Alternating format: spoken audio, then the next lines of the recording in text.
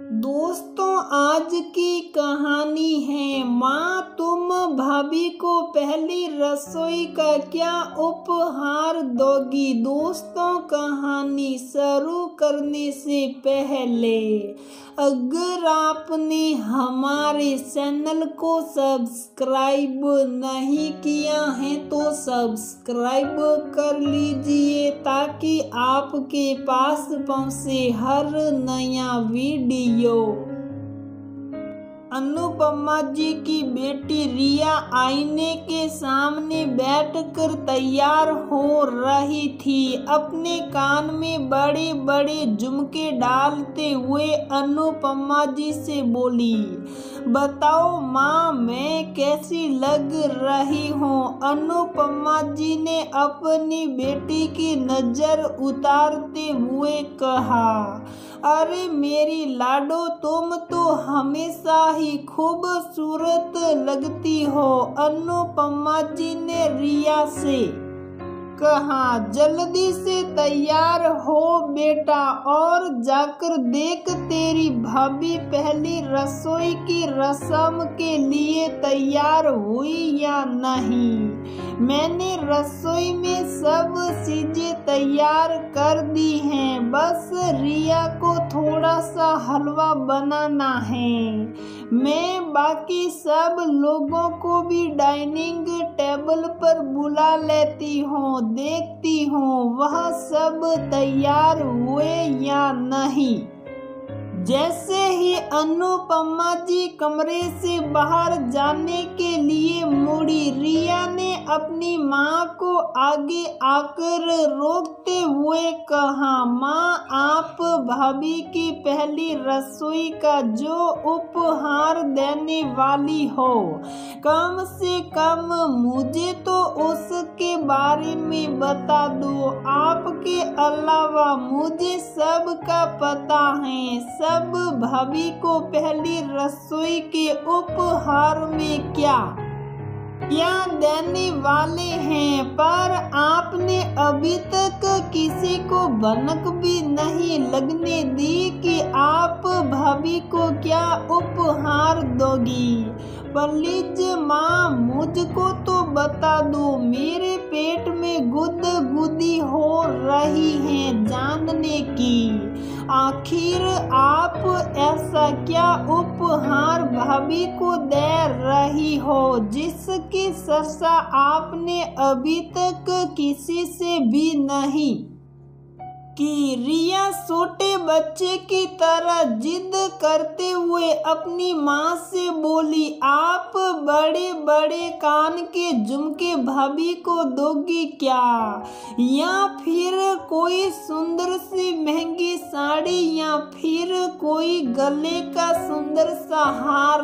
बताओ ना माँ, आप इनमें से क्या दे रही हो। रिया की बातें सुनकर अनुपमा जी के चेहरे पर मुस्कान आ गई। अनुपमा जी ने रिया के गाल पकड़ते हुए कहा, अरे मेरी लाडो, इतना दिमाग मत लगा, अभी थोड़ी देर में तुम सबको पता चल जाएगा कि मैं अपनी बहू की पहली रसोई के उपहार में क्या दे रही हूँ।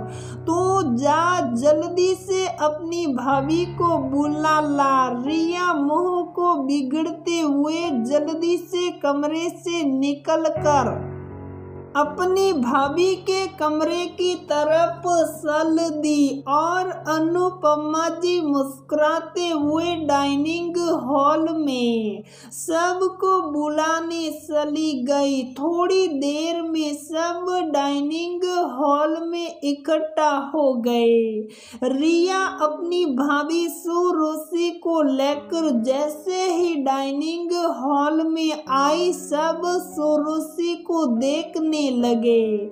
सुर्ख लाल साड़ी, लाल लाल चूड़ियां और माथे में लगे ढेर से सिंदूर, हाथों की मेहंदी का सुर्ख लाल रंग और पायल की सम सम करती हुई आवाज ने सबको जैसे किसी जादू में बांध दिया हो। अनुपमा जी और सब लोग अपनी नई बहू की बलैया लेने लगे। रिया के पापा बोले, अरे भाई पेट में जोरों की भूख लगी है, अब जल्दी से बहू के हाथों से पहली रसोई की रस्म कराओ और हम सबको खाना खिलाओ। अनुपमा जी हंसते हुए सुरुचि को रसोई में ले गई। रिया ने देखा कि सारी तैयारियां हो चुकी थी। अनुपमा जी ने कढ़ाई में घी डालकर सूजी को भून दिया और दूध डालकर हलवे को पका लिया। सुरुचि को बस उसमें चीनी डालकर 2-3 चम्मच चलानी थी। सुरुचि को ये देखकर लगा जैसे अनुपमा जी के रूप में उसकी माँ उसके पास खड़ी हो। सुरुचि ने नम आंखों से अनुपमा जी की तरफ देखा तो अनुपमा जी ने एक हल्की सी प्यार भरी संपत सुरुचि के गालों पर लगाकर कहा, बस अब फॉर्मेलिटी में थैंक यू मत बोलना। अपनी माँ को भी तो नहीं बोलती थी। सुरुचि अंदर ही अंदर गदगद हो गई थी। थोड़ी देर में डाइनिंग टेबल पर खाना परोस दिया गया। सब के सब लजीज खाना देखकर खुश हो रहे थे। हलवा खाने के बाद सब लोग सुरुचि को पहली रसोई का उपहार देने लगे। ससुर जी ने सुरुचि को एक सुंदर सी अंगूठी दी। सासा सासी ने सुरुचि के हनीमून के लिए टिकट बुक करा दी थी। रिया ने अपनी भाभी को एक सुंदर सी साड़ी दी। अब अनुपमा जी की बारी थी। सबकी निगाहें बस अनुपमा जी के उपहार को देखने के लिए उत्सुक थी, क्योंकि सब लोगों ने सुरुचि को क्या देना है एक दूसरे को पहले ही बता दिया था। बस एक अनुपमा जी थी जो अपने उपहार को छुपाए हुए बैठी थी। उन्होंने किसी को भी नहीं बताया कि वह सुरुचि को क्या देने वाली है।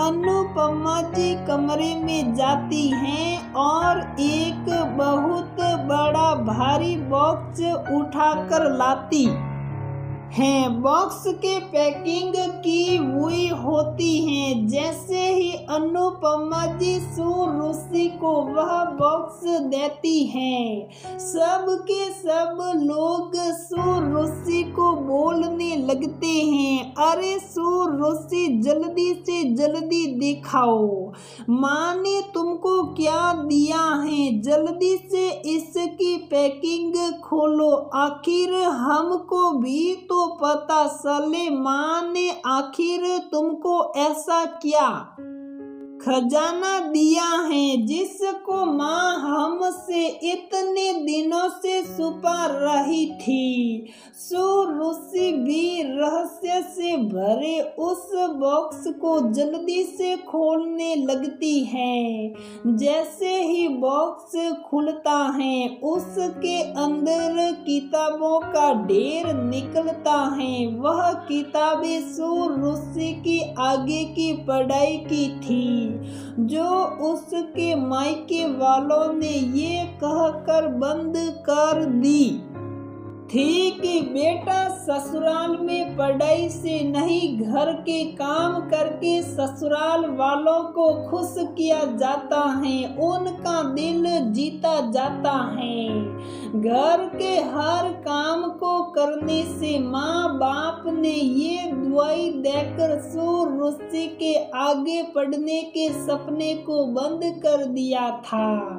और ये बात अनुपमा जी ने सुन ली थी। अनुपमा जी ने उसी दिन सोच लिया था कि वह अपनी बहू के अधूरे सपने को पूरा करेगी, उसको खूब पढ़ाएगी। ससुराल के लोगों का दिल घर के काम से ही नहीं, घर की बहू अपनी समाज में नई इज्जतदार पहचान बनाकर भी जीत सकती है।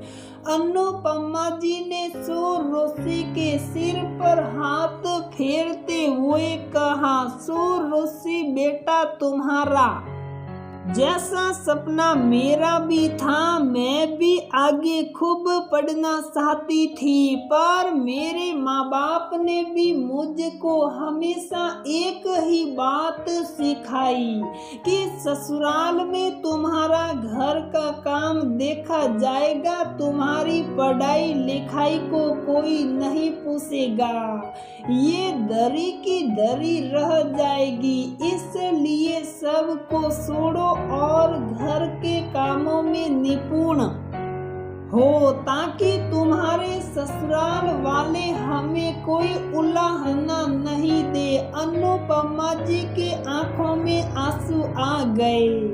वह बोलने लगी, मेरे उस आगे पढ़ने के सपने की ठसक जिंदगी भर मुझे शांति रही, रह कर ये दर्द मुझको छेड़ता रहा, पर जब तुम्हारे माँ बाप ने भी तुमको ये बात बोली तो उसी दिन मैंने सोच लिया था कि मैं दूसरी अनुपमा इस घर में नहीं बनने दूंगी। मैं मेरी बहू को पढ़ाऊंगी और उसके सपने को पूरा करूंगी, ताकि मेरे दर्द को थोड़ी राहत मिले।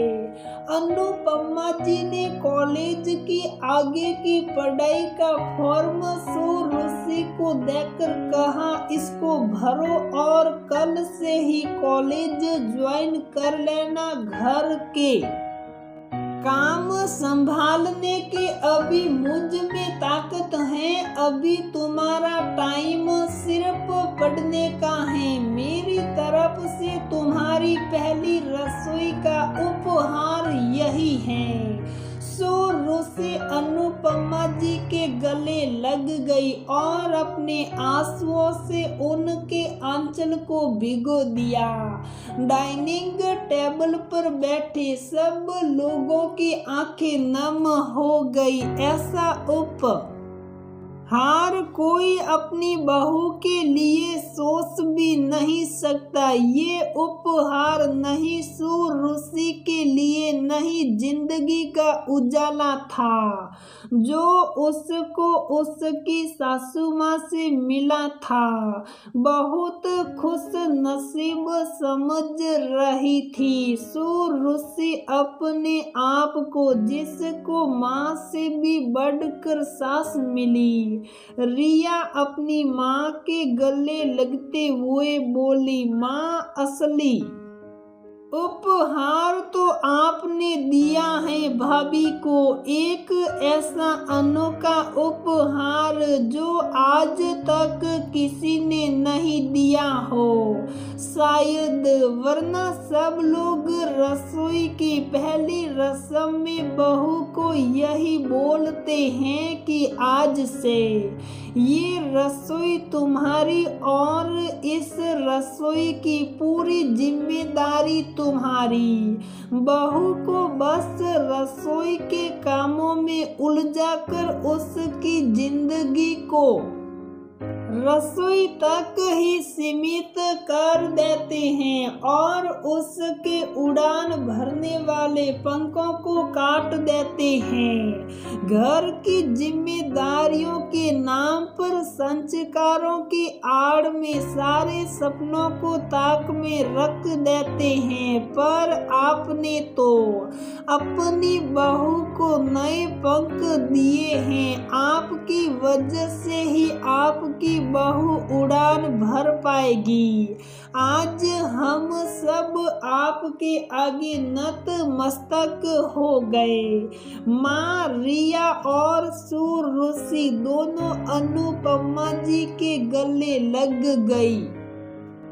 तो दोस्तों, हमारी ये कहानी यहीं पर समाप्त होती है।